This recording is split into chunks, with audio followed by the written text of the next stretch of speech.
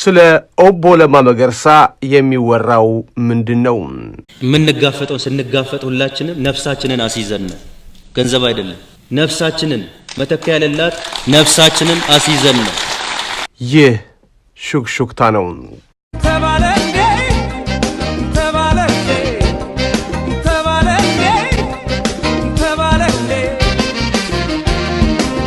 ከሰሞኑ በተለይ ከሚኒሶታ አካባቢ በርከት ያሉ የስልክ ጥሪዎችን አስተናግደናል።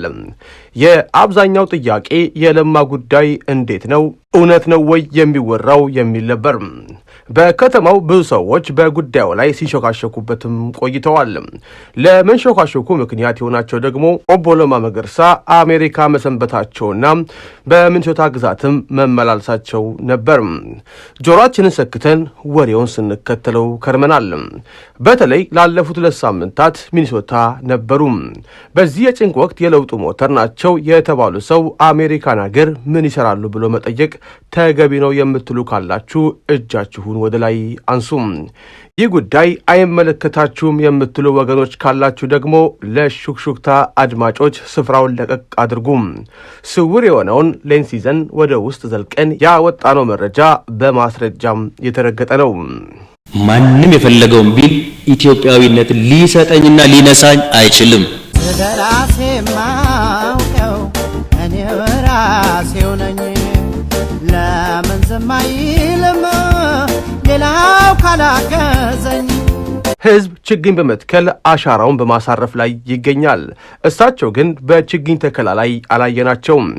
ምስላቸው ከሰሞኑ ግርግር ውስጥም አይታይም። የኢጀቶ አመጽና የመከላከያው ምላሽ ላይ ድምጻቸውን አልሰማንም። በደቡብ የጣለው አስቸኳይ ጊዜ አዋጅ ላይ ብቅ ብለው አልተናገሩም። በአዲስ አበባ ለመጀመሪያ ጊዜ በተካሄደው 33ኛው የኦሮሞ ጥናት ወይም ኦሳ ኮንፈረንስ ላይ ተጠብቀው ነበር፣ አልተገኙም። የመከላከያ ሚኒስትሩ አቶ ለማ መገርሳ ከህዝብ እይታ መጥፋታቸው እርግጥ ነው። ጥያቄው ለምን ጠፉ ብቻ ሳይሆን እኚህ ሰው የት ነው ያሉት የሚለውንም ይጨምራል። የሹክሹክታ አነፍናፊ አሜሪካ ያው ሚኒሶታ ግዛት ከሚኒያፖሊስ ከተማ 17 ማይል ርቀት ባለች ከተማ ውስጥ አግኝቷቸዋል። ክቡር ዶክተር ለማ መገርሳ እንዲህ ከመድረክ መጥፋታቸውና በአሜሪካን ሀገር የመክረማቸው ጉዳይ ግልጽ አለመደረጉ ለብዙዎች ውዥንብርና ያልሆነ ወሬ መፈብረክ ዳርጓል። በርካታ ሀገር ወዳዶች ስለሳቸው ደህንነት ይጨነቃሉ፣ ደህንነታቸውም ያሳስባቸዋል። ያን ሰሞን ሲጠፉ ታመው በጀርመን ሀገር ሕክምና ላይ ይገኛሉ ተብሎ ነበር። ሌላ ጊዜ ደግሞ አሜሪካ እየታከሙ ነው ተባለ። እርግጥ ህመም አለባቸው፣ ከፍተኛ የሆነ የወገብ ህመም። አደገኛ የሆነባቸው ከወገብ ህመሙ ሳይሆን የወገብ ቅማል የሆኑባቸው ፖለቲከኞች መሆናቸው ይናፈሳል። ኢትዮጵያዊነት ስሙ ባያምርም ሞክሬው ባላቅም ሐሺሽ ነው፣ ሱስ ነው ኢትዮጵያዊነት። የጨፌ ኦሮሚያን አመራር ለቀው እንዲወጡ በሁለተኛው መንግስት ከበድ ያለ ሴራ እንደተሰራ ሲንሾካሾ ቆይቷል። የኦሮሚያ ክልል ምክትል ፕሬዝዳንት በነበረችው በወይዘሮ ጠይባ ሐሰን በኩል ብዙ ሙከራ እንደተደረገባቸውም ሲነገር ነበር። በዚያ መስመር የጠነሰሰው ሴራ ራሷኑ ከጨፌ አካባቢ አሽቀነጠራት እንጂ እቅዱ ሌላ ነበር። በኢትዮጵያዊነት የማይደራደሩ ሰዎችን ከወሳኝ ቦታ የማንሳቱ እቅድ የነ አጅሬ ቀዳሚ ተግባር እንደሆነ ቲም ለማ ዘግይቶም ቢሆን ነቅቶበታል። ከዚያ ትንሽ ራቅ ሳይል ፎጋሪው ምክር ቤት የኦቦ ለማን የመከላከያ ሚኒስተርነት ሹመት ባጸደቀበት ዕለት አቶ ለማ መገርሳ የኦሮሚያ ክልላዊ መንግስትን በብቃት በመምራታቸው ነው ሲል አስደምሞን ነበር። የዱባና ቄል አበቃቀል ለየቅል ይላል ያገሬ ሰው። ኦሮሚያን መምራት ሌላ፣ አንድን ሚኒስተር ማስተዳደር ሌላ።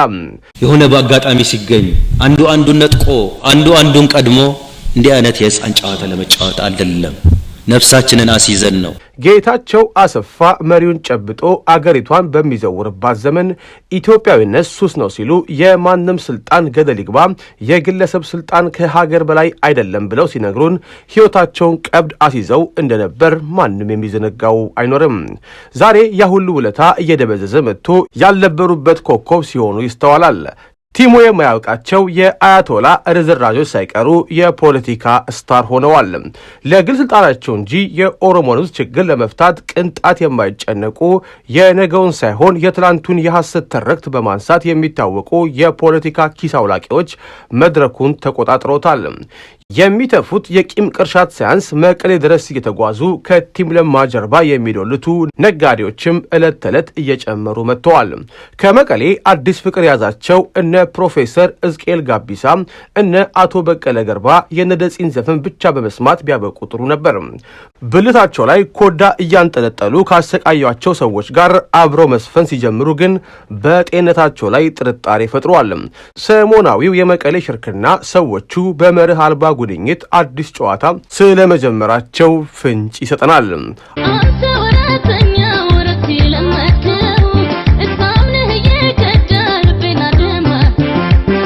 አቶ ለማና ቲማቸው አሮጌውን የግፍ አገዛዝ ወደ ኋላ አሽቀንጥረው ወደ ስኬት የመጡበት ጎዳና ቀላል ባይሆንም አሁን ላይ ወገን ከሚሉት አካል የገጠማቸው ፈተናዎች ከድንጋይ የከበዱ ይመስላሉ። ለውጡ ከፍተኛ ድንጋጤና ንዴት የፈጠረው በህዋቶች ዘንድ ብቻ አልነበረም። ኢትዮጵያንና ኢትዮጵያዊነትን ክፉኛ በሚጠሉ አክራሪ ኃይሎችም የአንድነት ጉዞ እንዳልተዋጠላቸው ግልጽ ነው። የኦሮሚያ ክልል ፕሬዝዳንት በነበሩ ጊዜ ይናገሩት የነበረው ሁሉ ለአባ ቶርቤና ኦነግ ሸኔ ፈጽሞ የማይዋጥላቸው ሐሳብ ነበር። በአንድ ወቅት እንዲህ አሉ። ኦህዴድ የኢትዮጵያ ጠቅላይ ሚኒስትር የሚሆነው ከህዝቡ ሰርቆ ኦሮሞን ሀብታም ለማድረግ አይደለም፣ ለፍትህ፣ ለእውነት ሁሉንም ህዝብ እኩል አገልግሎ ህዝባችንን እንዲያስከብር ነው። ኢትዮጵያዊነት የሚለው በሐሳብ ደረጃ አይቶ ፍቅር የሰጠኝን ህዝብ ወደ ተግባር ቀይሬ መካስ እፈልጋለሁ። በክልል ደረጃ ከተሳካልኝ አንድ ቀን ሀገሬንም ለማገልገል እድል ማግኘት እችላለሁ ብለው ነበር። በሌላ ጊዜ ደግሞ ትላንት መስረቅ እንደለመደው ዛሬም እጁ የሚያስቸግረው አመራር በውስጣችን አለ። ሌባ አመራርን ተሸክመን የመሄድ ፍላጎት የለንም። የህይወት መስዋዕትነትን የሚጠይቀው ትግል እያካሄድን ያለነው የእነዚህ ሌቦች ዕድሜ ለማራዘም አይደለም ሲሉ ሌቦችን አስቆጥተዋል። እኔ በኢትዮጵያዊነት የማምን እንደ አንድ ቅን ኢትዮጵያዊ አገሩን እንደሚወድ ኢትዮጵያዊ መልካም ነው ብዬ ያልኩትን ሰርቻለሁ፣ እየሰራውን ነገር እሰራለሁ። ኢትዮጵያን ወደ ድሮ ትልቅነቷ እንመልሳለን የሚለው አባባላቸውም ለጽንፈኞቹ የሚዋጥላቸው ንግግር አልነበረም። ሁሉም የኛ የሚሉ ጽንፈኞች በእኩልነት መኖር፣ በእኩልነት መስራት፣ በእኩልነት መዳኘት ወዘተ አይሹም። ህዝብ በነቂስ ወጥቶ ችግኝ ሲተክል እንኳን እነሱ ግን ራስ ወዳድነትና ክፋት የተሞላበት የፖለቲካ ችግኝ ይተክላሉ። አቶ ለማ መገርሳ የ2010ን የበጎ ሰው ልዩ ሽልማትን ሲቀበሉ እንደገለጹት ጥፋትን የሚያስከትለው የክፋት ፖለቲካ እንዲቀር ሁሉም እንዲተባበር መማጸናቸው ይታወሳል። የህወሓት ዓይንና ጆሮ በሆነው አይጋ ፎረም ላይ ልዑል ገብረመድህን የተባሉ ጸሐፊ አዲሱ የኦህዴድ ፖለቲካዊ አካሄድ በሚል ርዕስ እንዳሰፈሩት የዶክተር ለማ መገርሳ ስርዓት አልባ አሰራር ከትዝብት በላይ ህገ ወጥ ነው። በመንግስት አመራር ጉድለት በሂደት ማህበራዊ ግጭቶች የመከሰታቸው አዝማሚያ ሰፊ ነው ሲሉ ውግዘትና ሟርት አዥጎድጉደዋል። ለሟርቱ መነሻ የሆነው ኦቦ ለማ በሚኒሶታ ተገኝተው ቆንጽላ ጽሕፈት ቤቱን ማስመረቃቸው ነበር። የኢፌዴሪ መከላከያ ሚኒስትር ሆነው ከተሾሙ ጊዜ አንስቶ ብዙም በሚዲያ ላይ አይታዩም። ኦቦ ለማ መገርሳ ከፍተኛ የወገብ ህመም አለባቸው። የፖለቲካ እድሜያቸውን እየበላ ያለው ለሕክምና የሚመላለሱበት ጊዜ እንደሆነ በስፋት ይነገራል።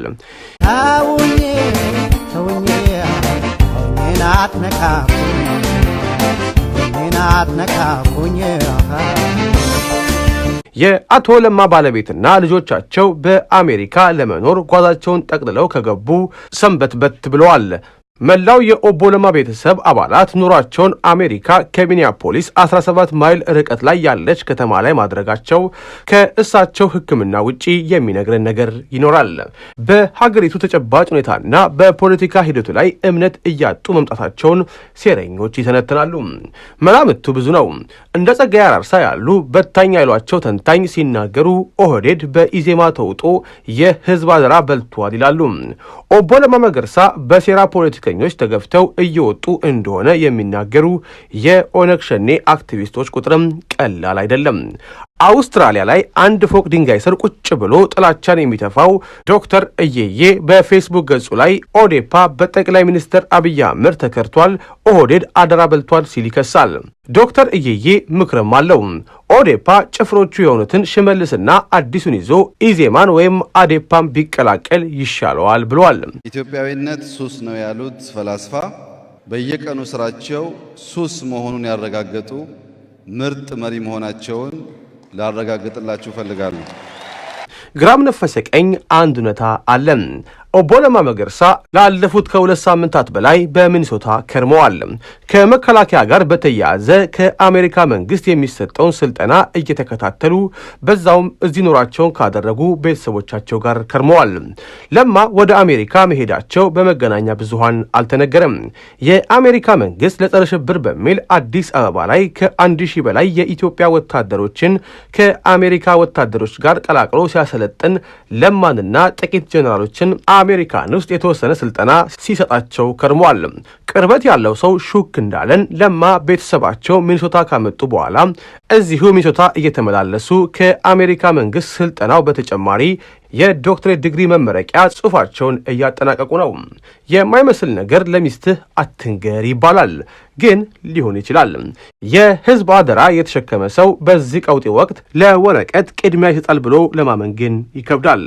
ወሬውን ስናጠናቀቀው የአውስትራሊያው ዶክተር እየዬ አቢቹ ለማን ከርቷል እያለ የሚያላዝነው ወሬ ምኞት ብቻ ነው። ሹክሹክታ እንደሰማው እንደውም ለመከላከያ ሚኒስትር ተጨማሪ ስልጣን የሚጨምር ረቂቅ ህግ እየተዘጋጀ ነው። ይህም ለማ አብይን በተለይ መከላከያ ውስጥ ብዙ ነገሮችን እንዲያግዙ ያስችላል ተብሏል። ይህ ሹክሹክታ እየተዘጋጀ ባለበት ሰዓትም ኦቦ ለማ ወደ አዲስ አበባ በረዋል።